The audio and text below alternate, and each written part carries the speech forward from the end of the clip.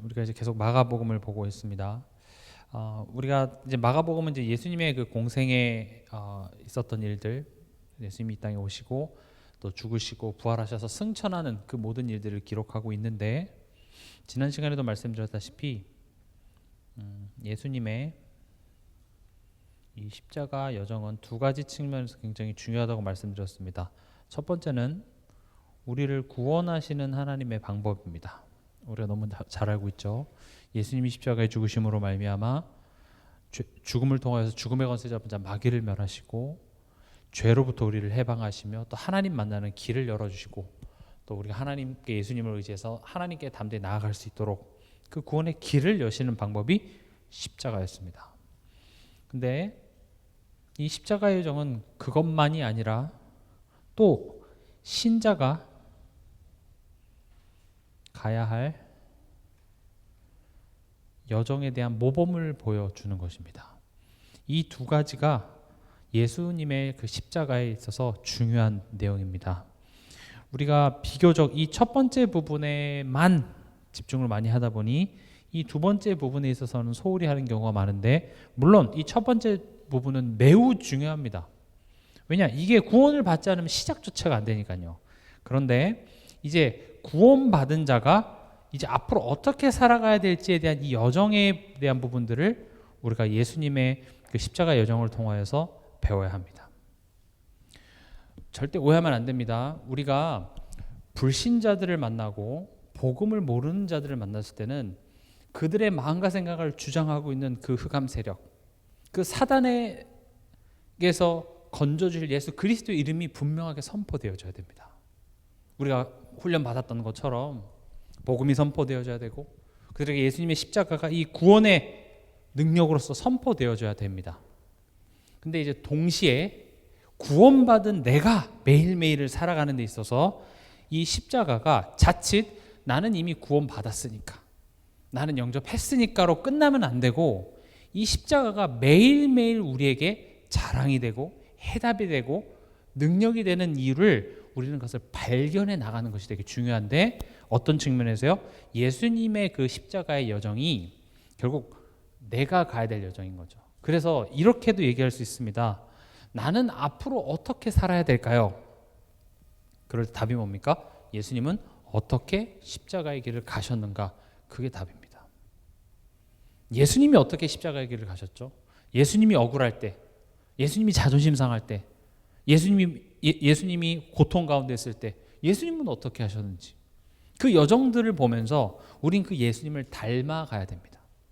여기서 예수님을 닮아가야 된다라는 말은 머리도 기르고 그런 차원의 예수님을 닮아간다라는 것도 아니고, 윤리도덕적으로 예수님처럼 흠이 없어야 된다라는 측면으로 이해해서 되는 것이 아니라, 예수님은 그렇게 힘드셨을 때 어떻게 하셨는지, 예수님은 어떻게 하셨습니까? 예수님의 공생애를 보면 예수님은 감정적으로 한 번도 안 흔들리셨습니까? 아닙니다. 제자들과 같이 마지막 만찬을 하실 때는 내가 죽어야 된다라고 이야기하시고, 사랑하는 제자들과 겟셋만에 가서는 어떻게 하십니까? 예수님이 내 마음이 괴로워서 죽게 생겼다 이렇게 얘기합니다. 또 제자들은 다 자고 있는데 예수님이 혼자서 기도하신 내용을 누가 마치 엿듣기라도 한 것처럼 성경은 다 그걸 기록을 해놨어요. 예수님이 뭐라고 기도했는지. 거긴 굉장한 중요한 의미들이 있습니다. 예수님이 지금 우리에게 모범을 보여주시는 겁니다. 우리도 답을 압니다. 그래, 내가 지금 가는 길이 십자가 여정이고 하나님은 결국 나를 완벽하게 세우실 걸 알지만, 지금 내 마음이 어때요? 지금 내 현실이 힘들고 뭐 여러 가지 인간이기 때문에 그런 복잡한 감정으로 흔들릴 때 예수님은 그런 감정을 숨기지 않으시고 기도하셨다는 거죠. 그 한 장면만 봐도 그래, 예수님이 지금 오늘 2026년을 살아가는 나에게 너가 어떻게 살아가야 되는지를 지금 보여주고 계신다는 것이죠. 오늘 본문은요, 특히 6절에서 15절은 예수님의 모습보다는 누구의 모습들이 보이죠? 빌라도와 군중들과 대제사장과 이제 바라바라는 이 죄인이 등장하죠. 사실 이게 우리 모습입니다. 오늘 본문은 내 모습을 돌아보게 하는 본문입니다. 저를 포함해서 우리 모두는요, 내 자신을 정확하게 보지 못합니다. 내가 생각하는 나와 남이 봤을 때 나 굉장히 다릅니다. 그냥 쉽게 예를 들어서 여러분들이 말하는 목소리를 누가 녹음해서 들려주잖아요. 그럼 내 목소리 안 같아. 되게 이상하죠. 왜냐하면 내가 듣는 내 목소리는 지금 그 영어로는 이너 보이스라고 해서 내 이 뭐죠 두개골 안에서 울리는 소리를 내가 듣기 때문에 밖으로 나온 소리를 다른 사람이 듣는 것과 내가 내 안에 울리는 소리를 듣는 것은 굉장히 다릅니다. 그래서 내 목소리를 녹음해서 딱 틀면 되게 어색해요. 나 안 같은데? 근데 사실 진짜 내 목소리는 뭐예요? 다른 사람이 봤을 때 그 목소리가 내 목소리인 거죠. 소리만 해도 그래요. 근데 내가 어떤 사람인지는 사실은 나는 이런 사람인 것 같아 라고 생각하지만 사실 같이 사는 사람, 같이 일하는 사람들이 어찌 보면 나에 대해서 더 정확하게 알고 있는지도 모르겠습니다. 그래서 나 자신에 대해서 잘 볼 수 있는 것을 보고 자기 객관화 이런 말을 씁니다. 내 스스로를 주관적으로 나는 착해, 나는 좀 이쁜 것 같아, 뭐 이렇게 내 스스로 착각하는 사람이 되게 많거든요. 근데 자기 객관화는 내가 바라봤을 때 나 말고 진짜 나. 근데 대부분의 사람, 아마 모든 사람일 겁니다. 자기만의 어떤 생각 속에서 살아갑니다. 거의 두 가지예요. 하나는 이 정도면 괜찮지 않나? 이 정도면 나 정도면 괜찮은 사람 아닌가? 나같이만 해도 이 세상엔 법도 없어도 돌아갈 것 같아 라고 생각하는 사람이 있기도 하고, 또 한쪽은 완전 자기 연민에 빠져 있는 사람들도 있습니다. 항상 억울한 쪽에 날 세우죠. 어렸을 때 내가 그런 기억 때문에, 어렸을 때 우리 부모님이 이래서 나는 이해받지 못하고 나는 항상 피해자고, 맞을 수도 있겠습니다. 그런데 사람 기억이라는 것이요 정확하지가 않아요. 때로는 어떤 기억을 굉장히 미워할 때도 있고요, 때로는 그렇게 막 불우한 것도 아닌데 그냥 내가 그 기억을 굉장히 내 스스로가 그때 되게 힘들었어 이렇게 생각하는 경우도 있습니다. 그러니까 제가 이제 사역을 계속 하다 보니까 집집마다 가정마다 그 가정과 가문만의 어떤 독특한 가치관들이 다 있는 것 같아요. 기준, 뭐 그 가문 안에, 그 가정 안에 문화가 이렇게 있어요. 어떤 집에 가면 그 집 더러운 냄새 난다는 게 아니라 그 집이나 그 옷에서 나는 그 특유의 그 집의 냄새가 다 달라요. 식습관부터 또 이런 상황에서는 어떻게 대처하고 다 달라요. 그러니까 이제 이들이 별거 아닌 것 같지만 이게 가치관이 되고 이게 기준이 돼요. 그래서 똑같은 어떤 문제가 일어나도 그 가정과 가문에서 만들어진 그 기준을 가지고 그 상황을 대처하다 보니까 이게 다 반응이 다른 것이죠. 근데 문제는 뭐냐면 이런 가정 안의 가치관들이 하나님보다 더 커져 있는 경우가 되게 많습니다. 하나님의 말씀보다 내가 그렇게 살아왔고, 내가 그렇게 경험해왔고, 내가 그렇게 배워왔고, 그랬기 때문에 이 시스템, 내가 자라왔던 이 시스템 절대 못 바꿉니다. 그러니까 하나님이 아닌 또는 하나님보다 더 커진 어떤 것들을 붙잡고 있으면 그 열매는 절대 좋을 수가 없거든요. 근데 그 시스템이 바뀌지 않는 한 열매는 계속, 안 좋은 열매는 계속 나타날 수밖에 없어요. 근데 대부분 사람들은 그 열매가 왜 나는지, 그리고 내가 어떻게 하나님한테 잘하면 이걸 없애줄 건지를 이야기하는데 사실은 그 시스템 자체가 바뀌어야 되는 거거든요. 그러니까 우리가 예수를 믿는다라는 것은 막연하게 우리가 교회 주일날 교회 오고 수요일날 뭐 교회 오고 교회 와서 예수 그리스도 이렇게 고함 지르는 게 전부가 아니라 내 삶 속에 그렇게 깊게 내재되어 있는 그런 가치관, 내 기준, 내 고집, 이게 하나씩 하나씩 다 무너지고 바뀌어서 하나님의 것으로 다시 새롭게 세워지는 것이 신앙생활이에요. 그래서 신앙생활은요 사실은 말씀 앞에서 내가 계속 깨지기 때문에 불편하고 힘듭니다. 여러분들이 말씀을 들을 때 그냥 마냥 편하고 좋기만 하다라는 것은 어찌 보면 내가 아직 어린애 같은 신앙이든지 아니면 나는 내가 듣고 싶은 말만 듣고 있는지도 모르겠습니다. 지금 최근에 우리가 지금 절제라는 키워드를 가지고 이야기를 하는데 불편하기도 하죠. 뭐 감정이라든지 뭐 욕구라든지 뭐 이번 주 뭐 경제에 대해서 얘기했죠. 그런 것들이 하나씩 하나씩 다 걸리는데 그런 불편한 얘기는 좀 안 했으면 합니다. 사람들이 그냥 남 얘기하면 얼마나 좋아요. 그렇죠? 여러분 오랜만에 친구 만나서 그 친구가 너는 이게 문제야, 넌 이게 잘못됐어 하면 그 친구 만나겠어요?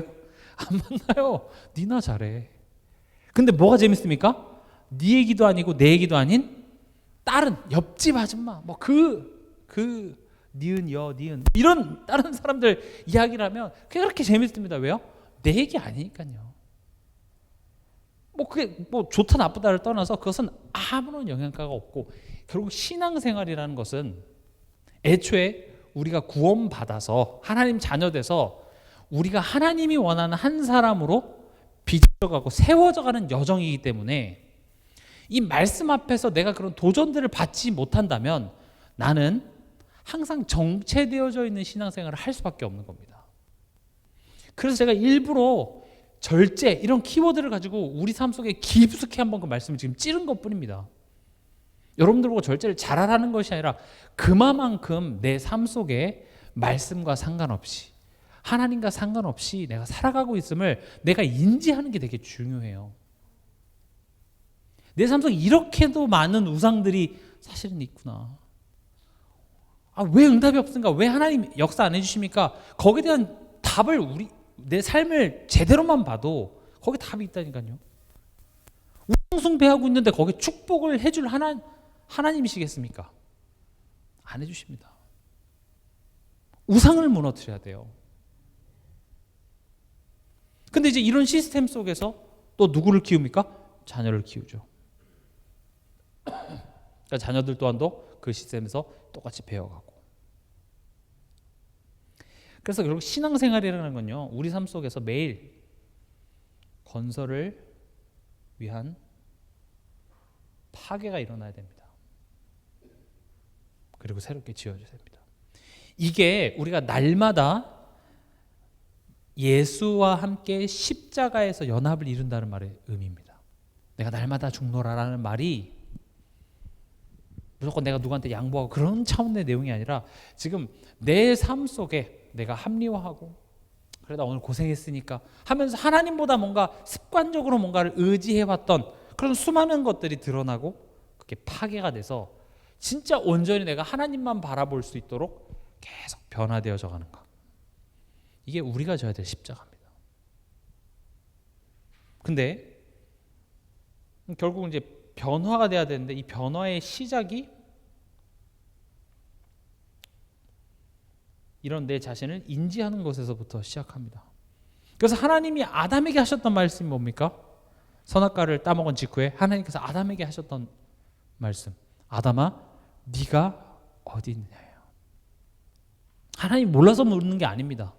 숨바꼭질하는 게 아니잖아요. 아담아 지금 네가 어디 있느냐, 네가 왜 거기 있느냐, 넌 지금 죄 가운데 있어 이렇게 얘기한 게 아니라 네가 어디 있느냐 질문을 했다라는 것은 생각해 보라는 겁니다.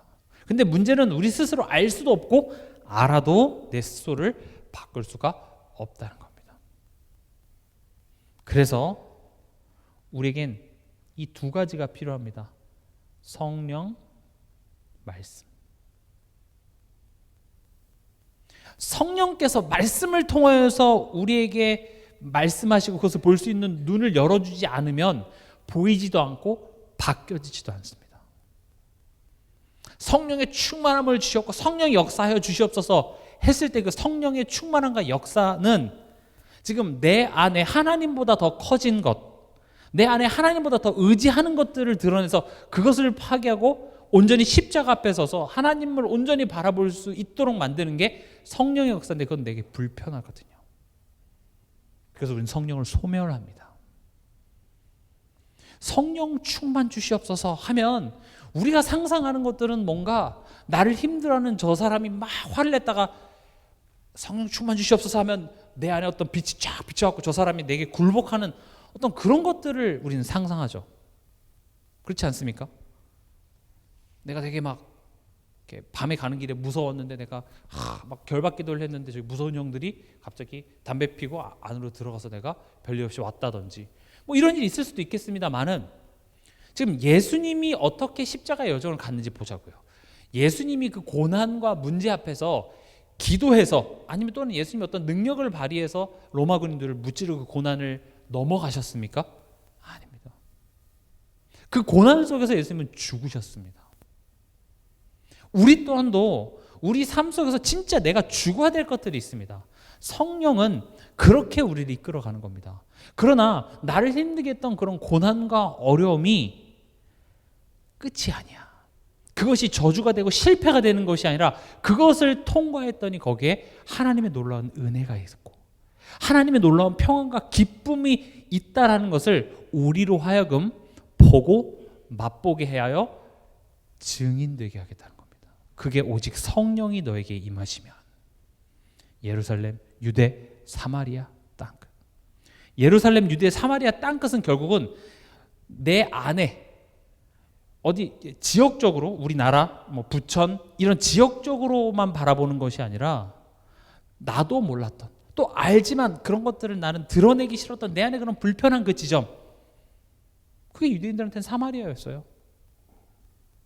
초대교회 사도들도 예수 그리스도 얘기하고 복음 이야기하지만 이방인들한테만큼은 이 복음을 전하지 못했던 그들만의 그런 자존심, 고집 이런 부분들이 있었다고요.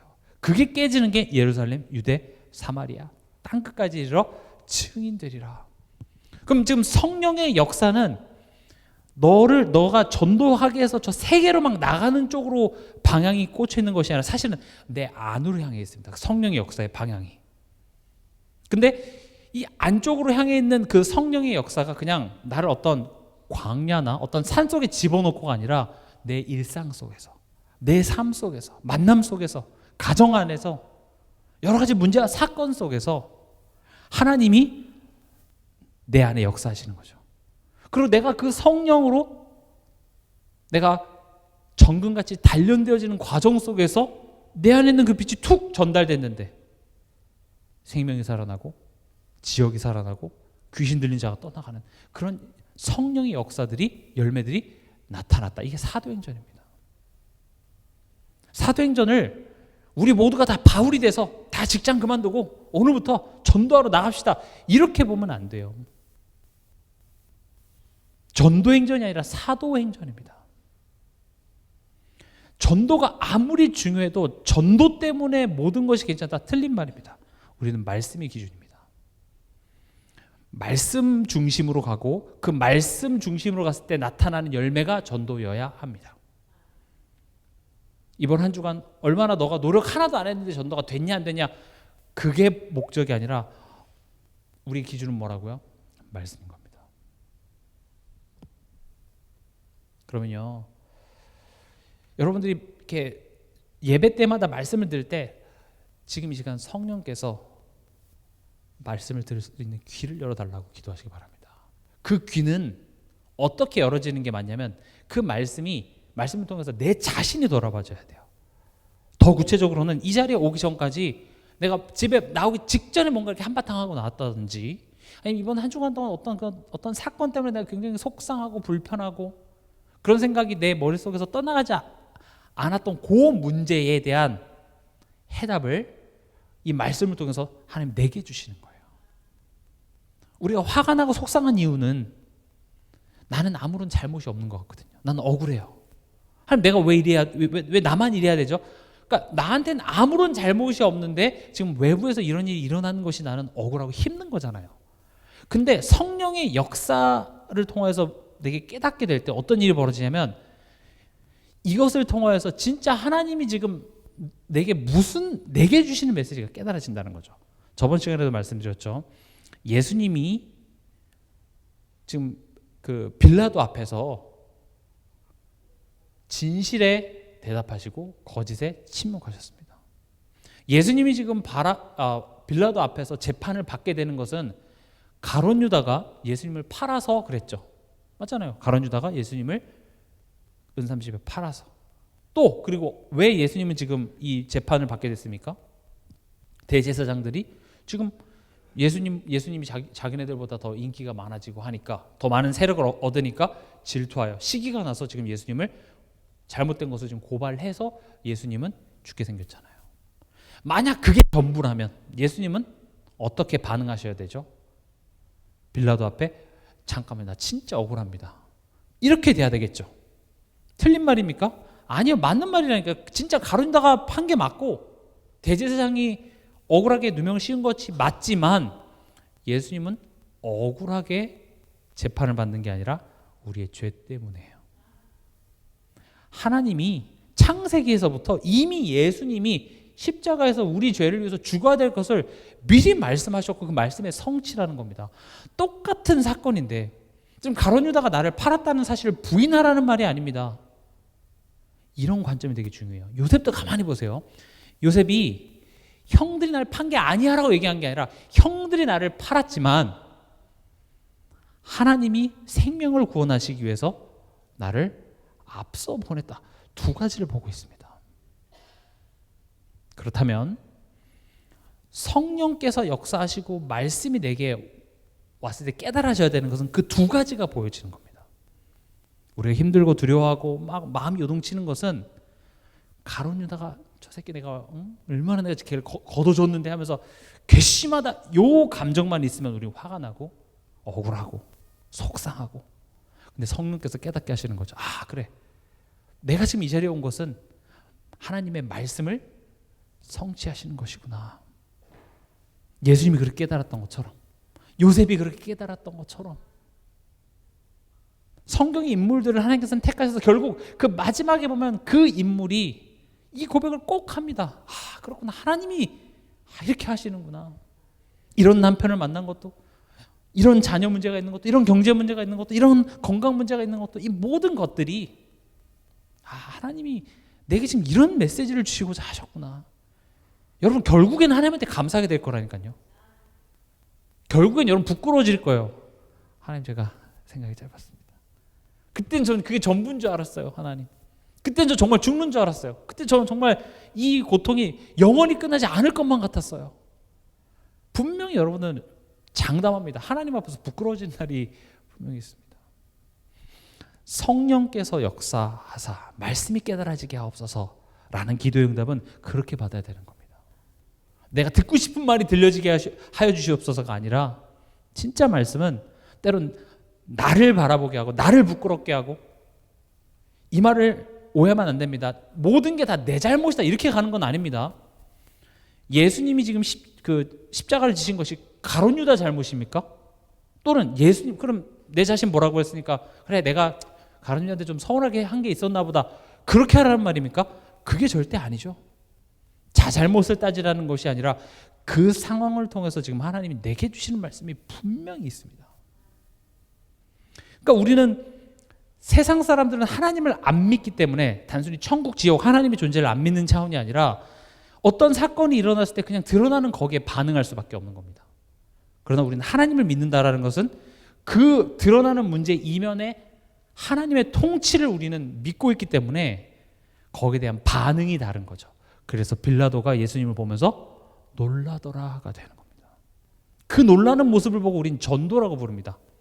전도는 구원 교리를 누군가에게 설명해서 교회로 데리고 오고 영접시키는 것만이 전도가 아니라, 그것도 전도가 맞습니다만은 전도의 큰 개념은 뭐냐? 결국 내 삶 속에서 하나님이 나타나는 겁니다.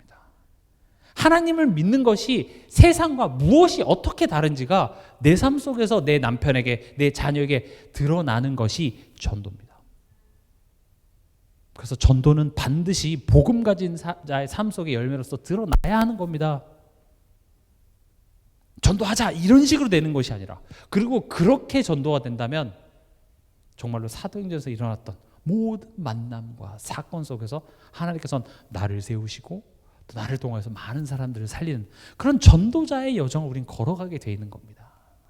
근데 우리는 어떤 누군가를 이렇게 영접시키고 그 사람들을 교회 데리고 오고 거기에만 집중하다가 정작 신자가 가야 될 그 여정을 놓쳐버리니 뭔가 현장에서는 많은 역사가 일어나지만 집에 와서 다 무너지는 거예요. 뭔가 되는 것 같은데 안 되는 거죠. 그래서 내가 뭔가 더 열심을 내지 않아서 그런가 하고 열심을 내는데 정답은 다른 데 있습니다. 정답은 뭡니까? 지금 이 말씀을 통하여서 내가 가야 될 여정을 가야 된다는 것이죠. 그래서 오늘 말씀을 통해서 여러분들이 혹 내가 이와 같지 않은가? 돌아보는 시간이 되길 바랍니다. 그래야지만 내가 빌라도구나, 내가 대제사장이구나, 내가 무리 중에 한 사람이구나 라고 깨달아야 그 다음에 오는 엄청나게 고통스럽고 잔인한 이 예수님의 고통, 고문, 십자가의 죽음이 이게 나 때문이었구나 라고 깨달아지게 되는 겁니다. 이게 얼마나 놀라운 사랑이자 은혜였는지가 새삼 깨달아지게 되는 겁니다. 죄를 올바로 깨닫지 못하고선 복음에 대한 감사와 감격은 절대 있을 수가 없습니다.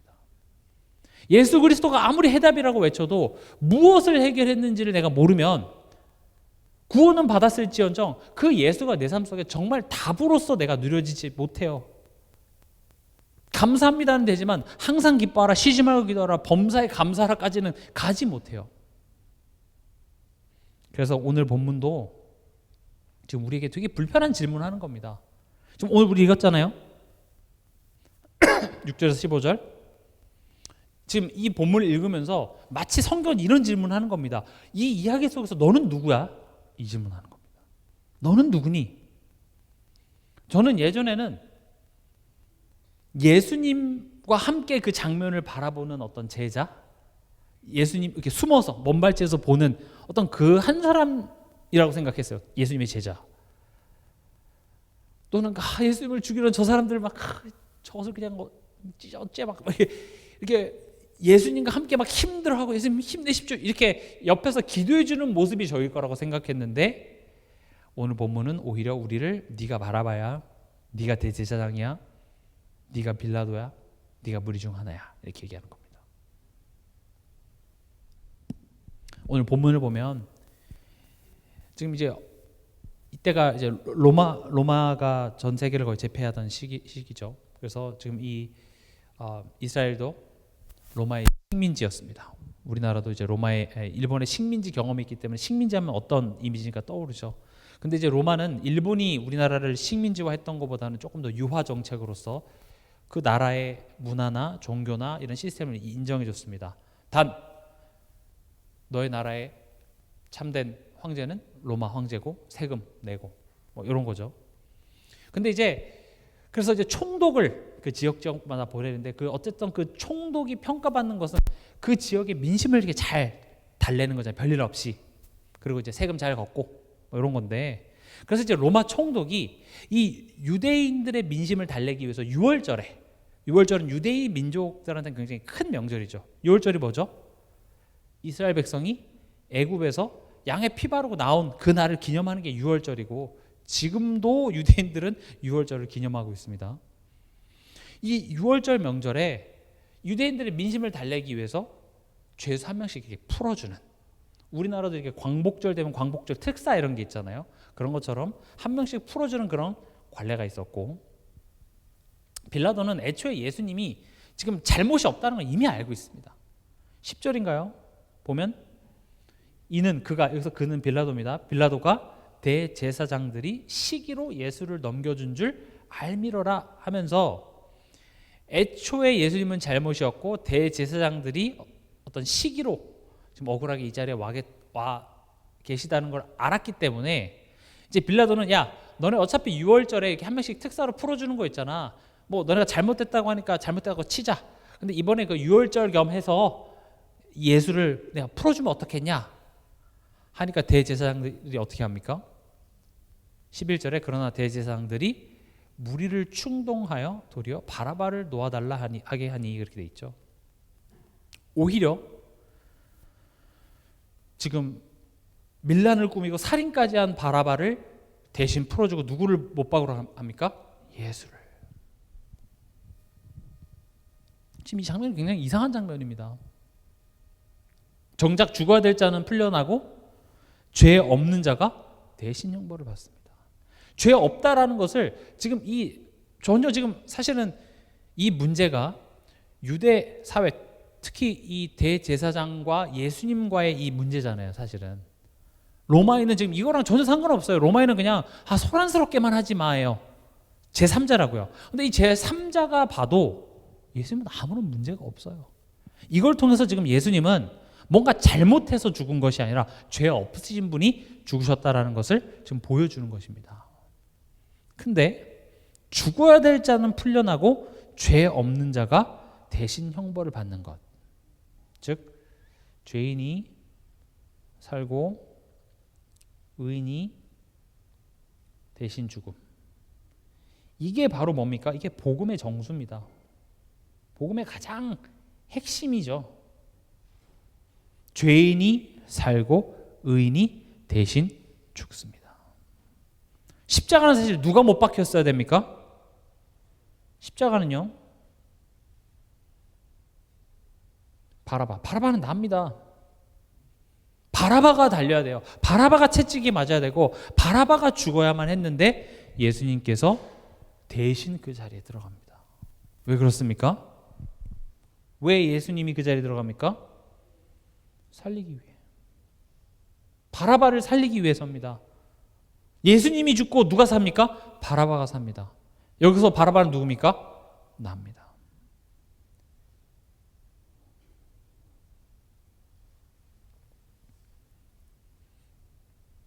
복음의 가장 핵심입니다. 죄인이 살고 의인이 대신 죽는 이 모습. 지금 이 십자가의 그 엄청난 의미를 이 바라바 대신에 예수님이 죽는 그것을 통해서 또 성경 계속 이야기를 해줍니다. 복음은 죄인을 위해서, 죄 없는 그분이 십자가에서 대신 죽으신 것이야. 히브리서 2장 14절 15절에 죽음을 통하여 죽음의 권세 잡은 자 마귀를 멸하셨다. 십자가의 죽음은 진 게 아닙니다. 예전에 그런 메시지도 들은 적이 있는데 왜 자꾸 십자가에 달린 예수님만 얘기하냐. 예수님은 십자가에 안 계시고 이제 부활하시고 승천하시고 이미 끝났어. 왜 자꾸 십자가 얘기하냐 하는데 그건 십자가를 졌다고 생각했기 때문에 그렇게 얘기를 하는 겁니다. 십자가는 진 게 아닙니다. 죽음은 죽음의 권세 잡은 자 마귀를 이기는 하나님의 놀라운 방법이었습니다. 우리의 죄에 대한 하나님의 공의를 실현하시고 또 거기에서 우리를 향한 하나님의 사랑을 나타내신 놀라운 하나님의 방법이기 때문에 우리가 십자가에 달린 그 예수님을 보면서 이거 얼마나 아프셨을까 할 필요는 없으나 그 십자가에 달린 예수님을 바라보면서 우리는 나에 대한 하나님의 사랑을 확신하는 겁니다. 아, 그렇구나. 나는 더 이상 죄인으로서 내가 저기에 못 박힐 필요가 없구나를 확인하는 것입니다. 그래서 십자가에 달린 예수님은 우리에게 있어서는 자랑이 되는 겁니다. 기쁨인 겁니다. 감사한 겁니다. 그럼 나의 모습은 어떻습니까? 첫 번째로 빌라도를 보겠습니다. 빌라도는요, 앞서 설명드렸던 것처럼 예수님이 죄가 없다는 걸 알았습니다. 대제사장들이 시기 때문에 예수님을 넘겼다는 것도 알았지만 15절에 보면 뭐라고 되어 있습니까? 빌라도가 무리에게 만족을 주고자 하여 이렇게 돼 있죠. 알았다니까요. 예수님이 죄가 없는 걸 알았지만 이 무리에게 만족을 주고자 진리에 서지 않고 흐름에 따라가는 것이죠. 우리도 그렇지 않습니까? 하나님의 뜻 몰랐으면은 그렇다 치더라도 알지만 사람들의 시선이 더 크게 느껴질 때가 있습니다. 옳은 건 알지만 그래도 내가 눈치 보고 세상과 타협하고 이게 내 모습이라니까요. 왜 그렇습니까? 사람들이 무서우니까요. 현실이 미래가 두렵기 때문에 뭐가 옳은 건지 알아요. 지금 이 시간 내가 말씀 앞에 서고 지금 이 시간 내가 어떤 선택을 하는 것이 나를 살리고 나를 회복하게 하는 정답을 알지만 무리에게 만족을 주고자 해요. 내 모습 아닙니까? 하나님보다 현실이 더 크게 보이는 나의 모습. 우리 학생들도 점점 그렇게 된다니까요. 중요한 이 가치관보다 학교에 뭐가 있어서 돈 벌러 가야 돼서 뭐가 있어서 계속 그런 현실에 우린 자꾸 타협을 하게 됩니다. 그 말은 돈도 벌지 말고 맨날 교회 와서 앉아있으라 그런 말이 아니잖아요. 저도 겪어봐서 다 압니다. 잠잘 거 다 하고 게임할 거 다 하고 친구 만날 거 다 하고 제일 하기 싫은 두 가지, 공부와 예배 가는 거예요. 근데 예배 가는 것은 한 번 빠져도 지옥 갈 리는 없으니까 그 시간에 뭐 하는 거예요? 그 시간에 집중력 떨어지고 밤새 가면서 뭐 시험 공부한답시고 시험 공부하는 거죠. 심지어 뭐 국가 고시 보는 사람들도 예배 나와서 해요. 빨리 눈치를 채야죠. 이거 내가 지금 밤을 새봤자 이건 답이 없구나. 차라리 예배 가서 하나님께 집중할 수 있는 힘을 달라고 해서 힘 얻고 집에 가서 집중 있게 공부하는 게 차라리 낫겠다. 이런 계산이라도 빨리 되면 좋겠는데 둘 다 못하는 거죠. 뭐 어른들은 다를 것 같습니까? 잘 되는 집들은 보면은요, 식당들 보면 딱 철저하게 3시부터 5시까지 브레이크 타임 같습니다. 주말에 안 열어요. 주일은 쉽니다. 딱 붙여놔요. 이번 주에 여의도에 무슨 갑자기 이름을 까먹었는데 순대국밥집 되게 유명한 데가 있어요. 유재석이랑 뭐 성식 이런 사람들이 자주 간다 그래서 갔는데 진짜 순대국밥을 또 제가 이렇게 또 줄을 서서 먹어본 것도 처음이에요. 먹었는데 진짜 맛있긴 맛있더라고요. 근데 거기에 딱 대문짝만하게 주일은 쉽니다. 브레이크 타임. 순대국밥에 브레이크 타임이 어디 있어요? 빨리 끓여내야지. 브레이크 타임이 있어요. 우리 쉴 거야. 잘 되는 데는요, 쉬고 집중해서 열심히 잘해요. 근데 팔이 날린 데는 어때요? 24시간 계속. 그러면 비효율적입니까? 밤새도록 한 사람 올까 말까고 와도 뭐 술 먹은 이상한 사람 피곤하게 받느니 그냥 아싸리 그냥 쌈박하게 문 닫고 아침에 딱 맛있게 끓이면 되는데. 그러면 24시간 열지 말라는 말이 아니라 실제로 우리가 지금 하나님보다 눈에 보이는 현실, 어떤 경제적인 부분, 여러 가지들이 더 커 보입니다. 내가 빌라도입니다. 그래서 신앙이라는 것은 계속 여러분들에게 누구의 시선을 더 두려워하며 사는가, 이걸 계속 가르쳐 주는 겁니다. 하나님을 두려워하시기 바랍니다. 여기서 하나님을 두려워한다는 것은 공포에 떨라는 말이 아니라 하나님 앞에서 내 삶을 이끄시고 내 삶을 축복하시고 내 생사화복을 주관하시는 분이 하나님이시라는 그 시선 앞에서 내가 살아가라는 겁니다. 세상에 굽신거리지 마시고요. 어차피 우리는 한 번 살다 가는 인생이고, 저도 이렇게 말은 시원하게 하지만 저도 비굴할 때가 많아요. 그러나 오늘 이 모습을 보면서 그래, 맞아, 내가 빌라도구나, 내가 별 다를 바가 없구나. 그럼 저도 이 말씀을 준비하면서 그래, 내가 하나님의 앞에서 코람데오를 다시 한번 저는 결단을 했습니다. 또 우리는 어떤 모습이 있습니까? 대제사장입니다. 여러분, 제사장은 굉장한 거죠. 특히 대제사장은 어떤 일을 했습니까? 특히 제일 중요한 일 중에 하나가 1년에 한 번 피사를 드리는 거죠. 하나님의 백성들을 대신해서 성소에 들어가 거기서 대표해서 피사를 드리고, 굉장히 어떻게 보면 오실 예수 그리스도에 대한 표상이 되어지는 굉장히 중요한 위치에 있는 사람인데, 그리고 대제사장들은 하나님 섬기는 거에 누구보다도 내가 진심이고 열심인 사람들이었어야 하는데, 그리고 그렇게 열심을 내긴 했으나 사실 그들 안에는 어쨌든 유대 사회에서 대제사장이 되는 순간 우리로 따지면 거의 뭐 대통령이 되는 거나 다름없죠. 종교적인 사회였으니까. 그러니까 위치, 권력, 사람들이 나를 존경하는 어떤 인기, 이런 거를 따르는 사람들이 대제사장들입니다. 우리도 마찬가지입니다. 우리도 하나님을 섬긴다고 하지만 내 경험, 내 지식, 또 다른 사람들에 대한 어떤 인정에 대한 그런 욕구 가득합니다. 특히 이 대제사장들이 예수님이 불편했던 이유는 단순히 예수님이 틀려서가 아닙니다. 왜냐하면 예수님이 회당에 와서 막 설교하시고 이렇게 토론하고 하실 때 놀랐어요. 어떻게 이 젊은 청년이 이런 것을 알 수 있을까? 예수님이 틀려서 불편한 게 아니라 예수님 앞에서 내 안에 있는 어둠, 내 안에 그 꿀리는 것들이 드러나서 그렇습니다. 여러분, 빛은 어둠에 비칠 때 모든 것을 드러나게 하고, 어둠에 있는 자는 그게 불편합니다. 마귀의 특징, 진리에 서지 못합니다. 모든 것을 제 것으로 말한다라는 것은 마귀의 언어, 즉 거짓말을 하게 해요. 그래서 지금 대제사장이 뭘 했습니까? 이 군중들을 이제 무슨 단어가 써져 있죠? 11절에 그러나 대제사장들이 무리를 충동하여 도리어 바라바를 놓아달라 하게 하니. 아니, 대제사장들이 예수님이 이런 것 때문에 잘못됐습니다, 그냥 이렇게 법대로 이렇게 판단하면 되는데 충동질시켜서 예수님을 십자가에 못 박게 하죠. 인간은 진리를 공격합니다. 불편합니다.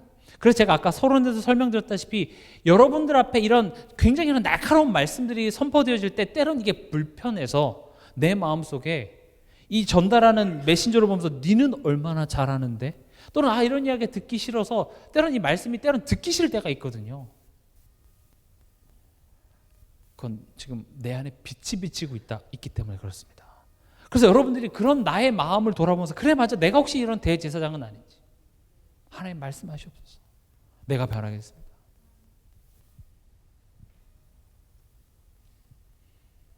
군중입니다.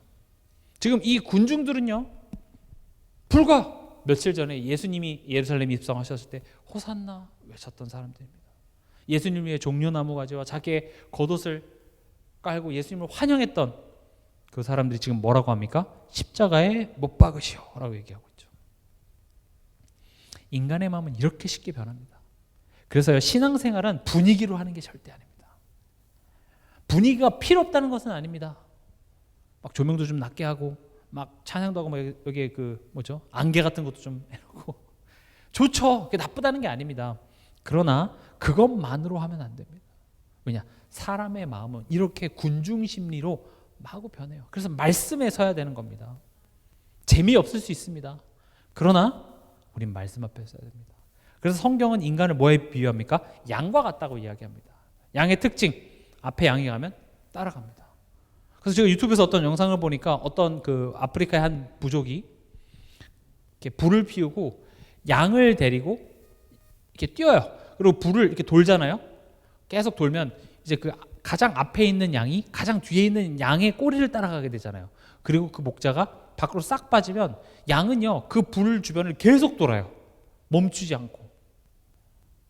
야 뭐야 어디 갔어 하고 잠깐 멈춰봐 이게 아니라 나는 그냥 앞에 양, 너 누구 따라가? 나 앞에 양, 너 누구 따라가? 앞에 양, 앞에 양 하면서 계속 따라가는 거예요. 근데 그게 마치 누구 모습과 같습니까? 우리의 모습과도 같습니다. 그러니까 지금 대제사장이 무리를 충동하는 이런 소리에 우리의 마음은 계속 흔들립니다.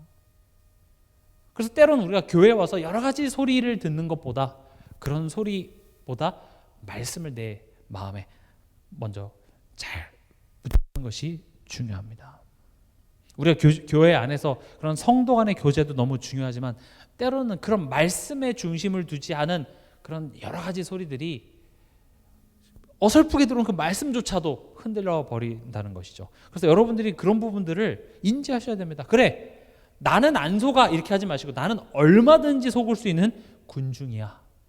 저도 그걸 자꾸 인지하는 게 중요합니다.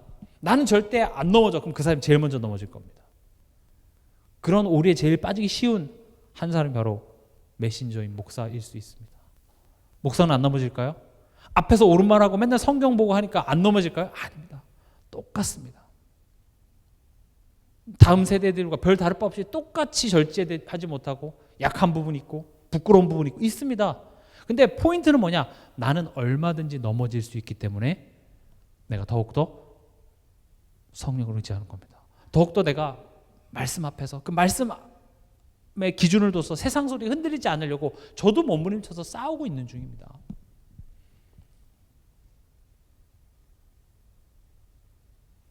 바라봐.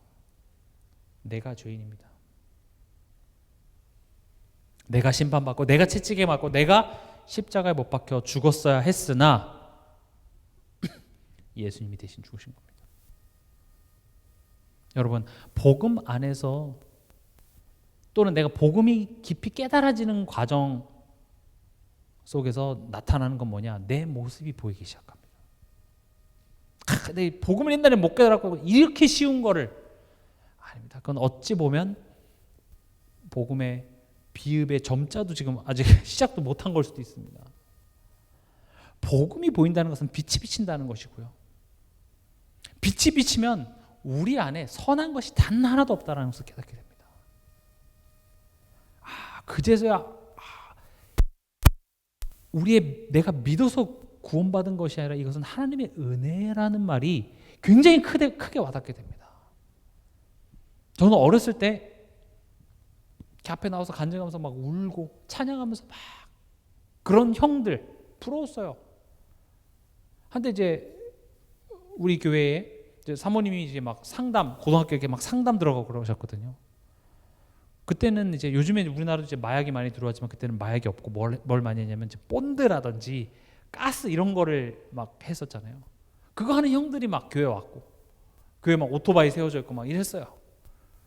그리고 이렇게 어디 갔다 들어오면 이렇게 담배 냄새 확 나고 이제 그런 형들. 그리고 그 청소년 수련회 가면 꼭 싸워요. 근데 우리 교회 형들이 다 이겨. 싸움도 잘해.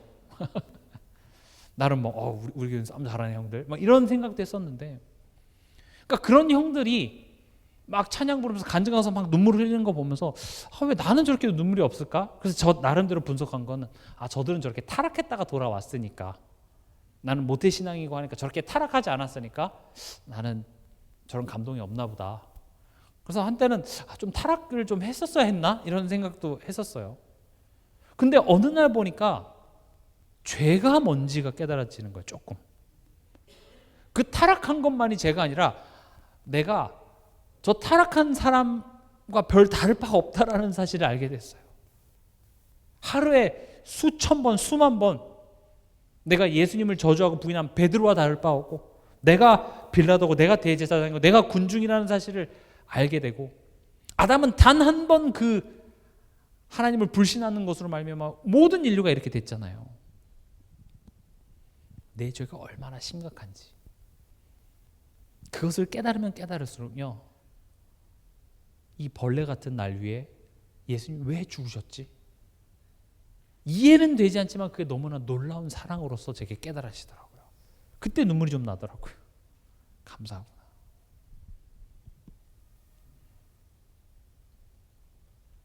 그래서 오늘 말씀의 제목도 바라바는 살고 예수가 대신 죽는다였죠. 예수님의 십자가의 대속은요, 두 가지를 우리에게 말하고 있습니다. 이 죄의 심각성과 하나님의 사랑. 예수님의 죽음은 억울하게 죽으신 것이 아닙니다. 나를 대신하여 죽으신 것입니다. 우리를 죄에서 해방시키기 위해서. 생명의 성령의 법이 죄와 사망의 법에서 너를 해방하였다. 그러면서 동시에 뭘 얘기합니까? 죄의 심각성에 대해서 이야기를 하고 있는 겁니다. 우리가 짓는 죄가, 여기서 말하는 우리가 짓는 죄의 근원은 뭐냐? 하나님을 불신하는 겁니다. 하나님을 믿지 못하는 겁니다. 하나님의 하나님 되심을 인정하지 못하는 겁니다. 하나님의 하나님 되심을 인정하지 못하는 열매가 뭘로 나타납니까? 염려, 걱정, 불안으로 나타나는 겁니다. 하나님의 하나님 되심을 인정하지 못하는 것이 지금 당장 이 불안함을 해결하기 위해서 세상이 주는 쾌락에 내가 의존하는 것으로 나타나는 겁니다. 그래서 술 먹고 담배 피는 그 자체 행위가 지옥 갈 만한 죄라는 것이 아니라 왜 그런 행동이 나올 수밖에 없는지 그 뿌리를 가보면 뭐가 되는 겁니까? 하나님의 하나님 되심을 인정하지 못했기 때문에 그럴 수밖에 없지 않냐라는 것이죠. 근데 그 죄가 우리가 지금은 그냥 하나님 자녀 됐으니까 이런 죄 져도 괜찮아 이렇게 넘어가는 것이 당연한 게 사실은 아니라는 거예요. 지금 하나님의 아들이 죽으셔야 할 만큼 심각한 죄입니다. 죄는 굉장히 무거운 겁니다.